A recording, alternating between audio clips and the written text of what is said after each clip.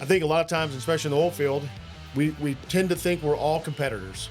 And I believe that we can do a lot better if we all just realize that we can help each other. Even when we appear to be direct competitors, we should work to make the pie bigger. If you think that the pie is finite and it's just what it is, then everyone's fighting for their little slice. But if you think about it, like, well, why don't we work together, make this pie bigger, and then you get more and I get more, but we're doing it together, right? I would much rather work as friends and people that are helping each other. I could have never started my business if I didn't have my network helping me along the way. Welcome to Crude Conversations with your host, Dakota Klein. I've got my guest this evening, Kaes de Jong. Welcome to the show, buddy. Thank you. Thanks for having me. Yes, sir. How you been, man? Doing well. Good deal. Well, man, thank you for coming on the show. Man, we've done business together for several years now, and got this new venture going. And man, just dude, you were one of my top picks. I appreciate that. Yeah, we've always got along great, and dude, you've got a great story, man. Excited for our viewers to learn about where you come from, man. Sure. Learn about your family, where you're from, how you got here. Dude, your dad's story is absolutely amazing. So man, let's start from the get-go. Sure. Tell me about baby Kaes. Yeah, sure. So I'm the baby in the family, right? I got my oldest brother is 15 and a half years older than a and then I have my sisters are a year and a half and then 5 years older. Born overseas, born in Panama, Central America. My father is from the Netherlands, so he's Dutch, which is the crazy name. Even though the name de Jong, the last name is about as common as you get in the Netherlands, right? It's the most common name. Most common name there was in the last census that they had. So the first time I ever went over there, it was, hey, look, there's my name. Hey, look, there's my name. Hey, look, there's my name. Right. So that was pretty interesting. But I grew up born overseas. Moved to Houston, turned 4 in Houston, and grew up there for the most part until I went through college, went to A&M, and started going. But as a kid, just grew up. My father is a chemical engineer, built and designed and built refineries. My older brother is in wellhead sales, oilfield stuff. They were both like, hey, man, I don't think you want to get in that business. You don't get into Oilfield, right? It's a little bit dicey, up and downs. But here and there, just decided to do it. But growing up in Houston most of my life, was a swimmer in high school. Being 6'7", I could see that. Yeah, being 6'7" will help. So did that. Played soccer as well. But just grew up in Houston. Went to A&M. For undergraduate, and then came back, started working, and went to Rice for graduate school. But for the most part, grew up in Houston, and with my siblings. Siblings, my brother ended up leaving the house when he was 19. Yeah. So I only had a few years with him. Right. Really got together with him later on in life. But just been just cranking through Houston, and then Houston made me to Midland. Right. And it's funny how that happens, man. I feel like the like all roads leaving Houston lead to Midland if you're in the oil and gas business. It is. It definitely seems that way. Yeah. You meet anytime I fly in and out of the airport here, it's like you're the odd man out if you're not from Houston. Yeah. It's crazy. So yeah. Like I said, that definitely makes a lot of sense. So, yeah. So, getting back into like your dad's side, sure. being that engineer, is that something that you thought you wanted to proceed, or maybe follow, for lack of a better way to put it, kind of that engineering background? Is that something that's always intrigued you? Yeah. I mean, we kind of grew up that way. My sisters, that grew up together, they're both, one's a school teacher. The other one is kind of social therapy, right? So they're on the liberal side. And just growing up, being a boy, I was like, I want to do something that's going to make some money, right? I'm like, you're going to be a school teacher. We need school teachers. Right. And I have much more appreciation for them now, right? With kids, right? But I always kind of wanted to be an engineer. Went to A&M to study engineering. I ended up getting a degree in what's called industrial distribution. And that's a mix between mechanical engineering and marketing. Yep. Majority of people go into technical sales, selling all the products that are out here. I chose to go into the operation side of it, which was a much smaller side. and then just started doing operations work. And that's kind of where I cut my teeth. Started my first real oil field job was with FMC Technologies, where I stayed there for 23 years, but started in manufacturing and operations and just stayed with it. Finally got into the kind of field operation side. Sure. I always felt like I love the service side of the business. And that's kind of what we do today. We provide services, and so that's just kind of, I like that part of it Sure. more so than like equipment sales. I feel like I like the interaction with the customers, right, and providing a valuable service. Right. And that's kind of where we focused. See, that was one thing I noticed coming up early in my career, because kind of like yourself, obviously, like I didn't grow up with an engineer in my family. I grew up with a school teacher and a professional rodeo cowboy. I mean, that's what my dad did. Sure. My dad's a gold card member of the PRCA. He's picked up all over. He was a pickup man. Rode bareback horses, bronc horses, and rode bulls. I mean, up till really, like, so I've got an older brother that's 4 years. And when my brother got a little older, then I come in the picture. My dad quit riding as much, really altogether, and was a pickup man. He was the guy that got the guys off the bucking horses. You know what I mean? Yeah. And so, for me, like I said, I didn't have the engineering side, but I had the school teachers, cowboys, coon asses, and outlaws. So it's kind of like, Yes, sir. it's kind of like, well, what do you do? It's either oil field or prison. Yeah. Yeah. Yeah. You know what I mean? Yeah. And like I said, I'm not knocking on my family, man. Just calling it what it is. Like I said, man, I love everybody in most of them. I love most of everybody in my family. And but like I said, man, that's who we are, man. And that's, that goes back to the whole reason I started this podcast was, the sales pitches are cool, right? I want to hear the stories, man. There's so many different. We all have one thing in common. We're all in the oil field, right? Yep. But when you take a step back from that, the dynamic that makes up the oil and gas industry, man, there's people from all walks of life. And Absolutely. that, and like I said, I know the drilling side. I know completions.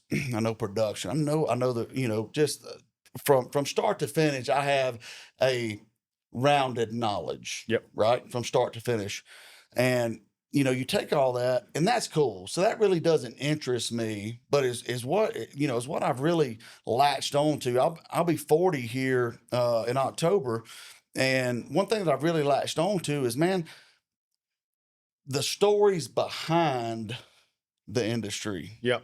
Is one thing that I'm really fascinated with, because again, you take the son of an engineer, the son of a professional rodeo cowboy, and pickup man and gold card member of the PRCA, which is now, it's funny, my parents and my brother own a construction company, right? That oil field related construction, dirt work, right of ways, they build pads, all that stuff. Sure. Similar to what I do now. Like I said, LOC International has a division that is the same, but that's not our bread and butter. Our bread and butter is facility and pipeline construction. Sure. Right.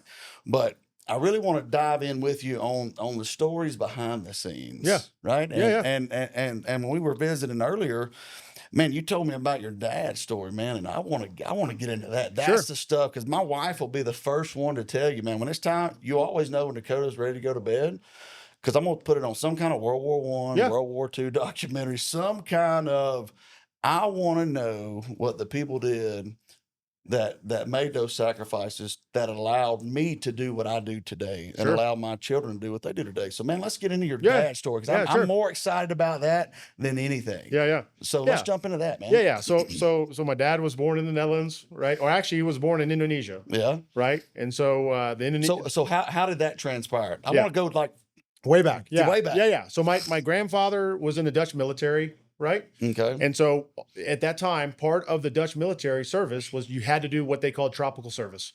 That tropical service was in Indonesia. Okay. Right. So the Dutch had essentially colonized Indonesia, brought a lot of their technical prowess and understanding of infrastructure, and they brought it and they really, really improved Indonesia. But they were actually colonized them. Right. So they were essentially the rulers of Indonesia, even though the Indonesian and the Dutch people really got along. Right. So my dad grew up there with him and my aunt, his sister were both born in Java, which is an island in Indonesia. Well, they were there. They had gone back a couple times. So they gone back to the Netherlands for a while. And then they came back. They did tropical service again because my grandfather was in the military. Well, as the start of World War II comes, and the Japanese take over Indonesia, right? So the Dutch weren't allies with the U.S., but they had a military pact with the U.S. Mm-hmm. And so essentially they were a threat, right? So what ended up happening was the Dutch were put in prison camps. So they essentially, and I know this in kind of firsthand when we were fortunate to go live in Indonesia, live in Singapore Mm-hmm. with work, right? I had my parents come to Singapore. We went to Indonesia, and I took my dad back to the houses that he lived in and the house that he actually was a prisoner in. Dude, Right? that blows my mind that stuff is still there. Because I mean, you look in like where we're at today. I mean, you look at Midland. There's houses built in the early 2000s that they're tearing down to build new houses. Yeah. I mean, it's a thing. So, and I guess maybe I'm sheltered. You know what I mean, to an extent. Well, it's just that we live in different times. To go back to that, it fascinates me, for lack of a better way to put it. Yeah. That you're able to do that with your dad, man. Yeah. So that's It amazing. was really exciting, right? And we got him back. My dad is, he's a bright guy. He kind of could still navigate the roads he hadn't been there in 60 years, right? And he could still tell us, oh no, we're going to go up here, take a left, go up here, take a right. We're going to go up this walkway. This is the road that we're going to go. Here's my house. We walked right by it. He took us straight there, right? After being gone for so long. This is where I rode my bike to this little store. My bike got stolen. I forget my way to location all the time. Well, that's harder. Yeah, right. Turn left at the broken fence. Yeah, like, there you okay. But yeah, so we got a chance to do that. And we were fortunate. I like we were telling you earlier, I interviewed my dad, Mhm. right? I have a 3-hour interview with my dad. I didn't know his whole story. Learned a ton of stuff in that interview. And just really learned about him. Unfortunately, I didn't get a chance to do the same thing with my mom. My mom lived through the Great Depression as a kid, right? So my parents are older. My mom's 97. My dad's 94, about to be 94. And you're how old? Right? I'm 55. And your twins are how old? My twins are 5. So you followed suit. I did follow suit. I even passed them, right? Yeah, Because right. as a kid, my mom was 41 when she Yeah. had me. And as growing up, I was like, man, my parents are old. I mean, they are. My parents are old. My parents are as old as my friend's grandparents, right? And really was, and still are, right? And but it was just interesting because it wasn't the fact that they were old, and that's why I felt like they were old. They were old because they grew up in a different time, In a different era. I mean, in a totally different time. I was talking to one of my customers the other day, and we're, and one of my customers, like I said, he's my age. We're just like a year or two difference, but we're the last generation that remembers when there weren't cell phones. Oh yeah. And it's like, like I said, I'm fixing to be 40 here in October, and when you sit back and look at it, it's like, man, like I'm not old, Yeah. but shit's moving. Absolutely. You know what I mean? Like Yeah. I remember when my mom was in her 30s. Yeah. You know what I mean? When I was in school, my mom went through breast cancer in her 30s, and I remember that vividly. I was in Sure. the 8th grade, and it's like, hell, I'm older than she was when she had breast cancer. Yeah. And dude, when you put it like that, it's like, holy shit. Yeah. You And know? and that's kind of like we were talking before. Like anytime that I get down on myself or I feel like, the world's kind of against me a little bit at this time, I just try to think of my dad. You don't know what a bad day is. You don't, and like we talked about earlier, like a lot of his kids, a lot of his friends that he grew up with, they didn't make it out, right? He Yeah. did, his sister did, his parents did. They were fortunate.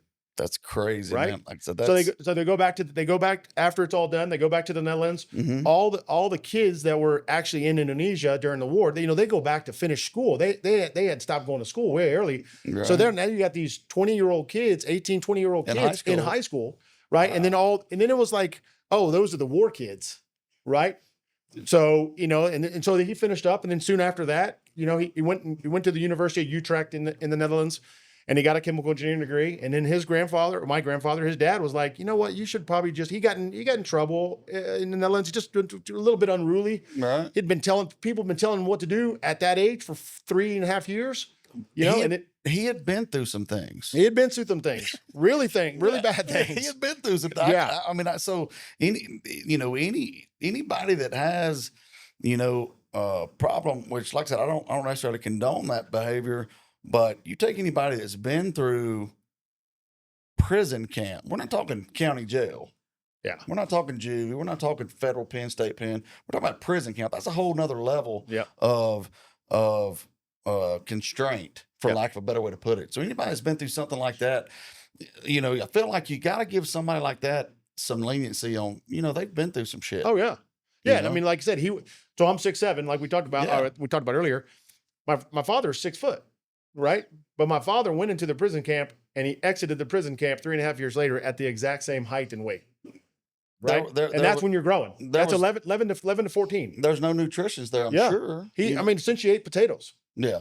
like that was it. Very little protein, right? He ended up getting juvenile cataracts early, right? Cataracts normally is for people in their 60s and 70s. Right. He had it when he was in his 40s, Crazy. right? All those things that came about it, but he's still with us today. That's what's wild, and I think that goes to show that people that were robbed in their childhood of living, Yep. I think the good Lord allows them to stay here a little longer to catch up. And Sure. that and $2 will get you a Coke at the DK down the street, right? Yeah. You know what I mean? For sure. So, but that's something I've always appreciated, because there's nothing more that I enjoy watching than, like we were speaking earlier, those World War II documentaries. Yes. And it's like, holy cow, man, that's they're called the greatest generation for a reason. Those guys went through some really crazy stuff, and you see, we have people now that are triggered over, they don't know what gender they are. They lied about their age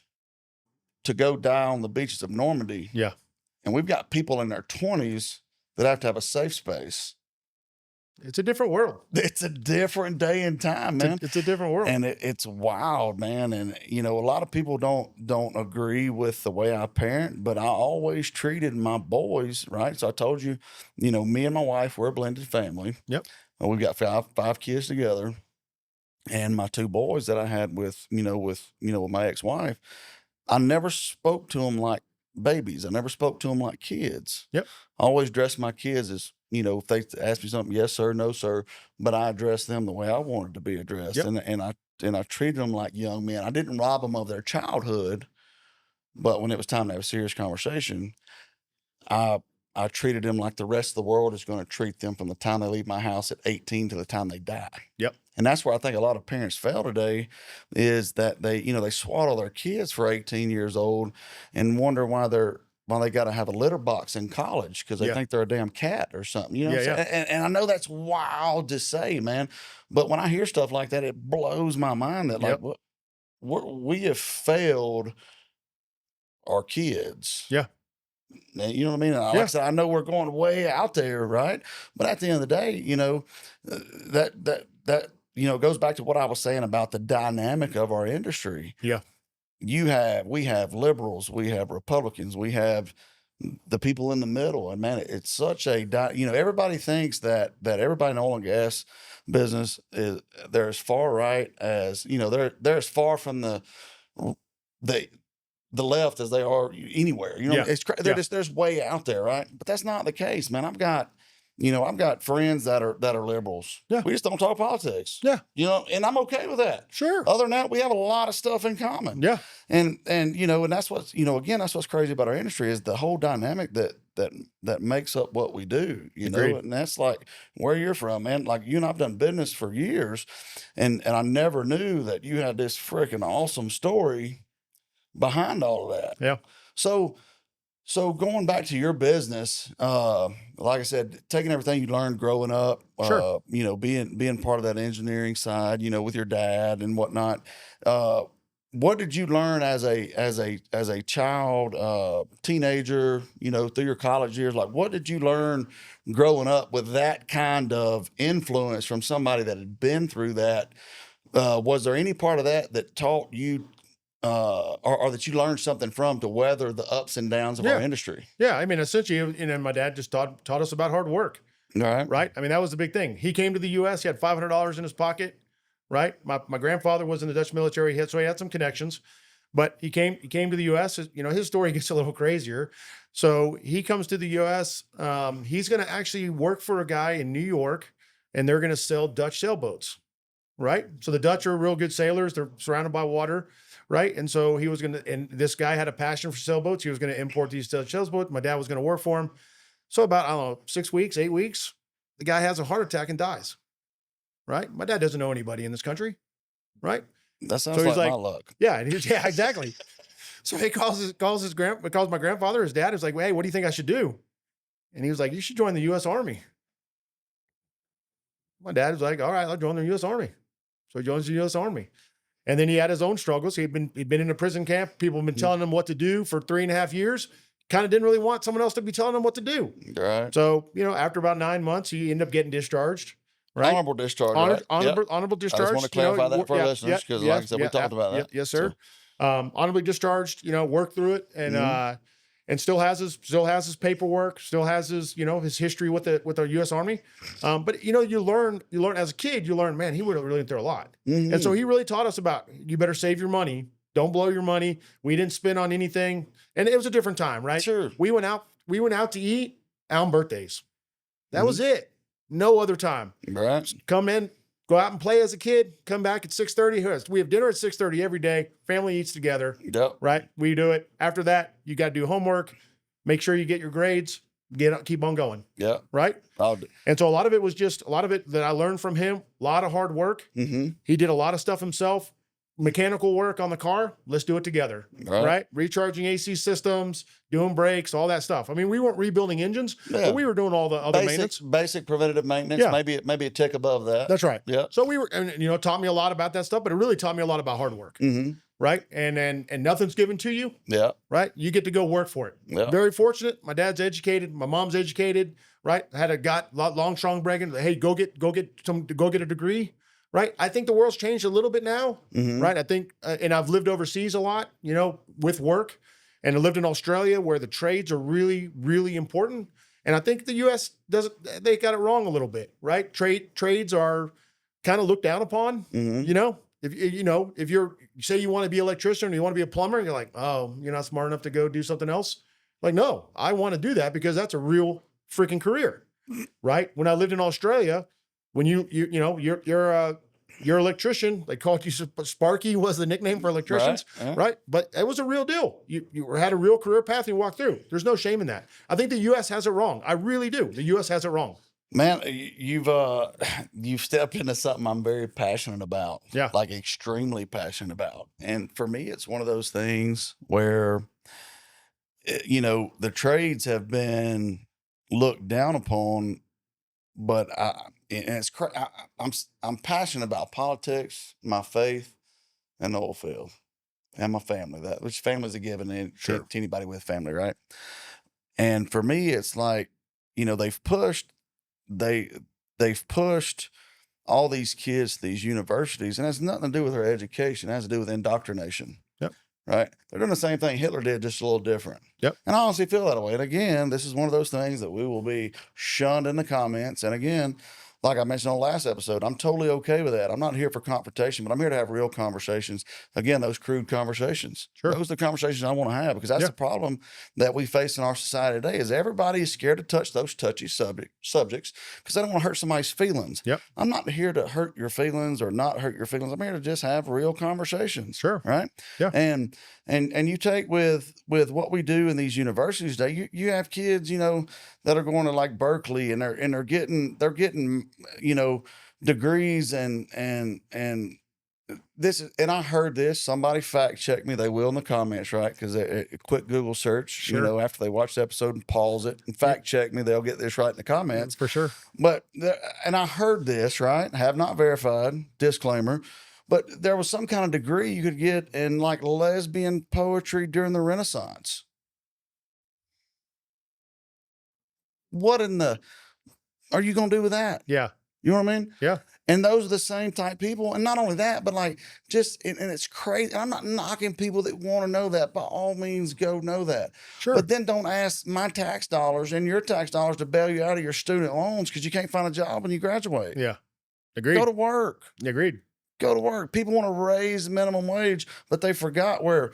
And this is like I said, you open a can of worms, so we're going to go there if you don't mind, right? For sure. And like I said, I just want to disclaim to everybody, these are my views, not cases. So y'all don't hold this against this guy, right? And like I said, we'll edit some of it out if we need to. We'll do that after the fact. Sure. But it's one of those things, man, where like they're looking at the minimum wage. Where did that term come from? It required minimal skill. Yep. You have people trying to raise families with minimum wage jobs because they want to work their 32 to 40 hours a week, Yep. smoke the legal weed, and wonder why they can't get a job somewhere else. Because Yeah. what we do requires drug testing. Yeah. I've got kids that work for me that 19, 20, up to 23, 24-year-old kids that are knocking down well north of $100,000 a year with a high school education. Yep. And people downplay those kids, and people want to push.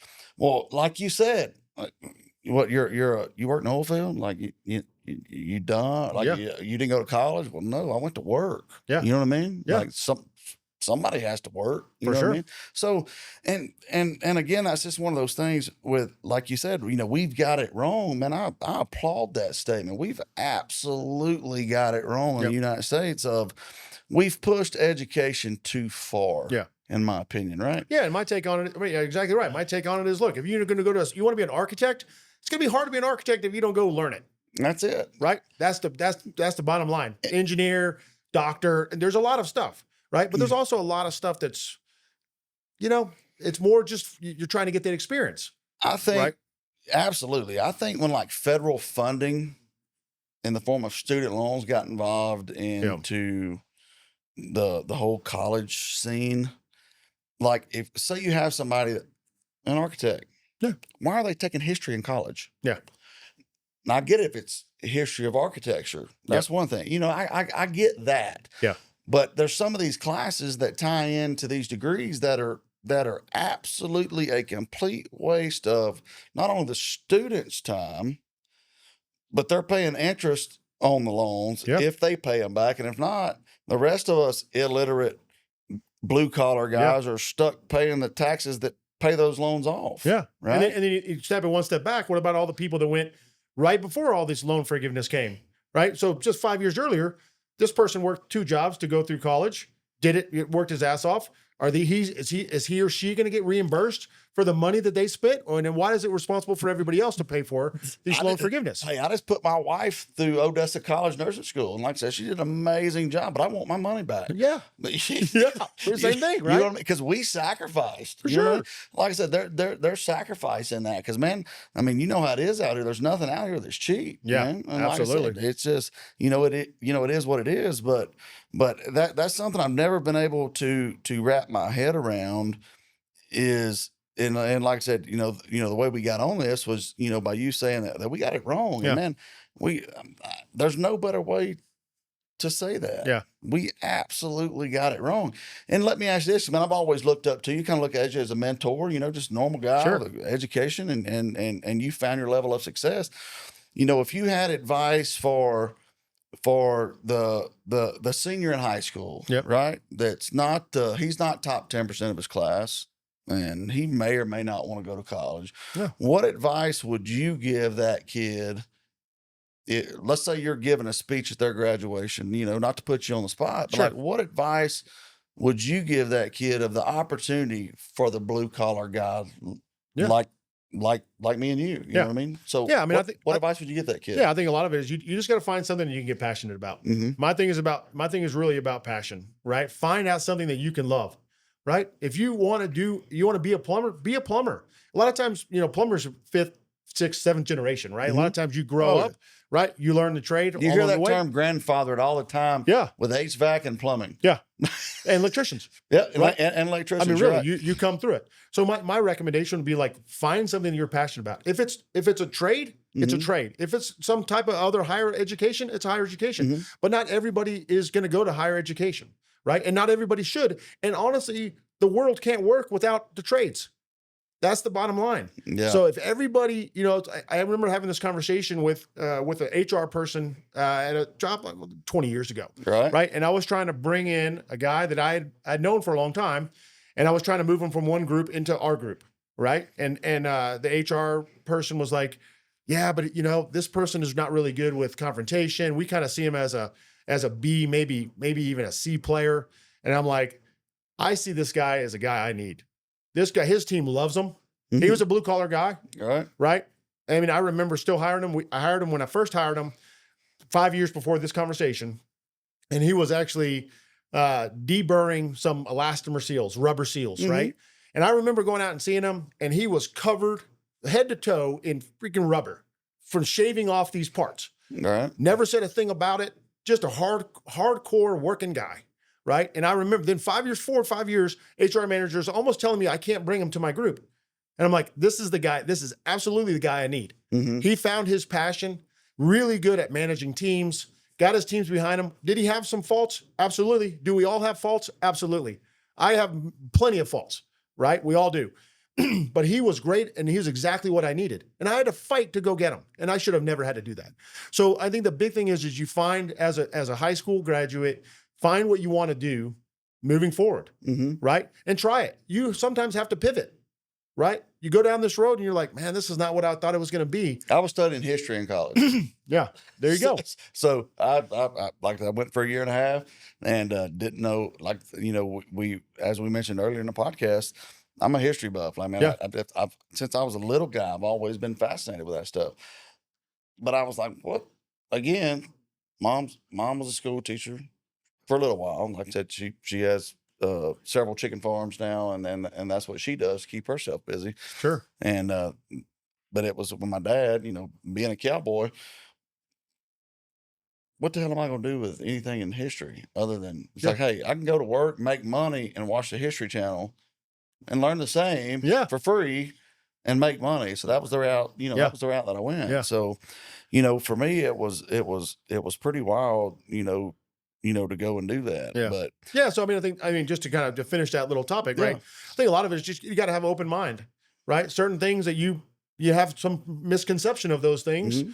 And then when you get into it, you're like, I kind of really like that. Right. Right. And I think I can do good at this. Yeah. Right. And then you got the drive and you got the passion for it. So my thing is, you find something that you're passionate about and you stick with it and you just keep on going and understand that your road's going to verge along the way. Mhm. Right. I mean, one of the bosses that I really admired a lot of times, I remember one time he came to get me and he was like, hey, I'm going to give you this lateral move. And I'm like, I don't think I really want a lateral move. I kind of want to move up. And he said, look, sometimes you got to move lateral so you can move up. Right. If there's a wall here, you got to move east or west. That's right. And then you come north, around. Right? Yeah. That's right. right. And so I think a lot of people, I think some of the challenge with some of the, at least I don't know so much of it before, a lot of the younger people wanted to really just move really fast. Mhm. Hey, I want a promotion in 2 years, in 18 months, 2 years now I get 2 months. You mean the 2 year, the kid with 2 years experience Yeah. wants $40 an hour. Yeah. You have those? Or have those apply? Yeah. So do I. Yeah. I get it. Yeah. So you're just like, no, you got to put your time in. And I tell everybody, I said, the reason why experience is important is because what happens is every job that you have, you pick up one tool from that job. Mhm. You may win that job for 2 years. You pick up one tool, you stick that thing in your toolbox. That's right. 2 years later, you work another job. You may take 1 or 2 tools away and you put it in your toolbox. In 2 more years, another tool. Yeah. Right. So what ends up happening after 20 years, you got 10 tools. Right. Right. The person just out of high school or just out of college, you got half a tool. Maybe. Right. Or you are a tool. Maybe you are a tool. That's right. You know what I mean? That's but, but essentially, Yeah, that's right. but essentially, that experience is needed. Yeah. Right. And you just can't get it. And so I think you just have to put forth that effort and you got to get passionate about it. And really it's about, finding something that you can really get your heart Right. into. And that kind of goes back to, again, what we were discussing earlier. You have to, even your worst job you ever had, you realize what you're not going to put up with. Yep. That was a revelation to myself, at, some of the places I've been in the past. Yep. I learned a lot, but the most important lesson I learned is the boss I'll never be. Yeah. The owner I'll never be. Yeah. You know what I mean? Yep. So even in those hard times, those hailstorms, that life brings us all, some form or another, whether it's professionally, whether it's personally, in your dad's situation, growing up in a prison camp. Yep. I mean, no matter what life throws at you, the whole lemons and lemonade thing, right? Yeah. Life serves lemons, make lemonade. Yeah. You know what I mean? You get to choose. Learn, don't let, because I know for me, I didn't let my bad experiences keep me from growing.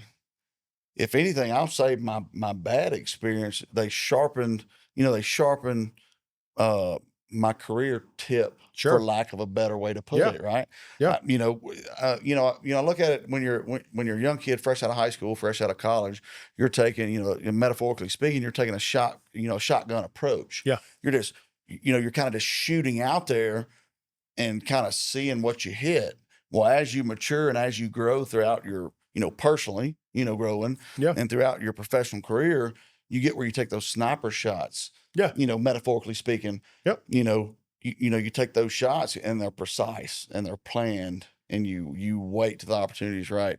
And for me, that's just something I've learned. I'm sure you've experienced the same, same thing. Tons of those, bad bosses, right? And you can either look at the world and say, oh man, I got dealt a bad hand, or you can say, look, I didn't get dealt a bad hand. This is just a hand I got. Not necessarily bad. I'm going to learn from it, right? And it's like, either we're going to win.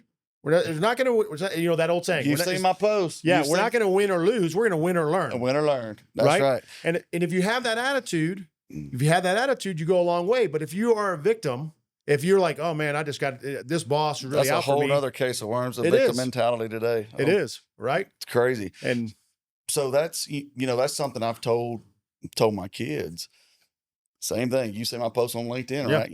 Because that's how kind of you and I connected on LinkedIn. We're both extremely active on there, which is just a a free plug to LinkedIn, Yeah. dude. I've met so many great people on that platform. For sure. It's kind of like the Facebook without the BS for professionals. Yeah, for sure. And Bitcoin miners, and I think what else is on there? Franchisee people. Yeah. you get all those too? Yeah, I do. Awesome. I do get a whole bunch of those. There you go. It's kind of like the old school emails that somebody's lost in Zimbabwe. Yeah, and you Nigerian prince. Nigerian prince. He's Yeah, sending yeah. you all this money to send him everything that makes you. Yeah. Same deal. Yeah. But yeah, man. So we'll just, like I said, it's crazy again, to see how all this ties in and really plays together and whatnot. But man, like I said, we'll wrap up here toward the end of the show.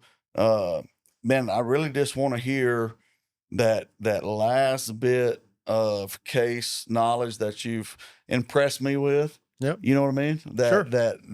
That made us the friends that we are today. And you're just one of the people, man, that when I met, I knew we were going to be friends. And man, just share that with if you could leave, if you knew today was your last day,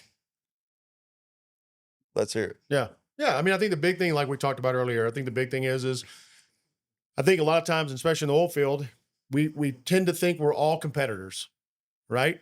And I believe that we can do a lot better if we all just realize that we can help each other, even when we appear to be direct competitors, right?